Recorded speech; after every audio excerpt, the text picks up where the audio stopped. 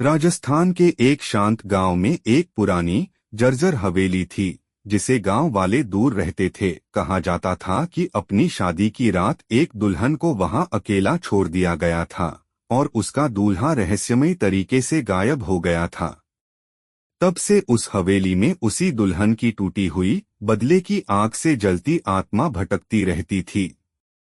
एक रात अर्जुन नाम का एक जिज्ञासु यात्री गांव में पहुंचा।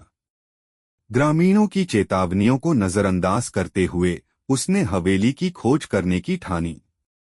जैसे ही वह फीकी रोशनी वाले गलियारों से होकर गुजरा, उसे हवा में एक अजीब सिहरन महसूस हुई। दीवारों पर धुंधली शादी की सजावट टंगी हुई थी और पूरे माहौल में एक गहरी उदासी फैली हुई थी। अर्जुन मुख्य हॉल में पहुंचा, वही स्थान जहां कहा जाता था कि दुल्हन ने अपने दूल्हे का इंतजार किया था। अचानक उसे धीमी दर्दभरी सिसकियां सुनाई दी।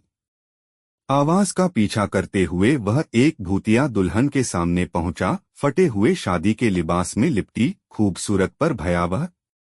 उसकी आंखें खोखली थीं और चेहरा आंसुओं से लथपथ। वह अर्जुन की ओर बढ़ी और कांपती आवाज में बोली, उसने मुझे अकेला क्यों छोड़ दिया? अर्जुन दया से भर उठा और बोला, मैं यहाँ हूँ। अब तुम अकेली नहीं हो। दुल्हन का चेहरा अचानक करुणा से भयावह क्रोध में बदल गया। उसकी आंखें आग की तरह जल उठीं और कमरा बेहद ठंडा हो गया। तो फिर हमेशा मेरे साथ रहो। अर्जुन कुछ समझ पाता उससे पहले ही तापमान और गिर गया और उसे एक बर्फीली पकड़ ने जकड़ लिया। घबराकर वह हवेली से जान बचाकर भागा और अंधेरा चीरता हुआ गांव की ओर लौट गया।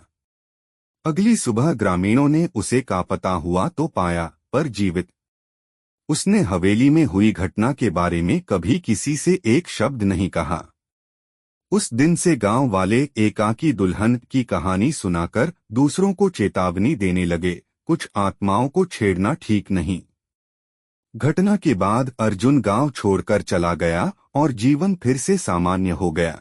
पर एकाकी दुल्हन की कहानी गांव पर हमेशा एक साये की तरह मंडराती रही।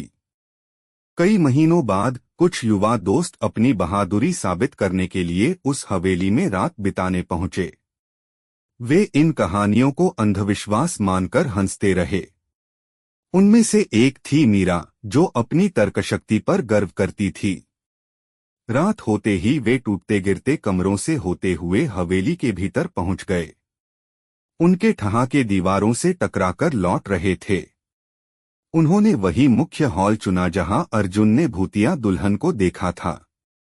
वे मजाक करते रहे और एक दूसरे को अंधेरे कोनों में जाने की हिम्मत दिलाते रहे। ठीक आधी रात को अचानक एक तेज ठंडी हवा का झोंका आया और उनकी मोमबत्तियां बुझ गईं। तापमान गिर गया और एक भयावह सन्नाटा छा गया। मीरा ने खुद को संभालते हुए कहा, ये बस हवा है, डरने की जरूरत नहीं। पर तभी सिसकियां शुरू हुई, धीमी, करुण पर धीरे धीरे और तीखी होती हुई।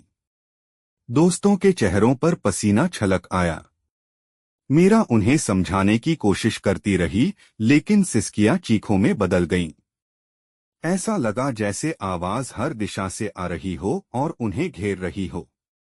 वे एक दूसरे से चिपक गए।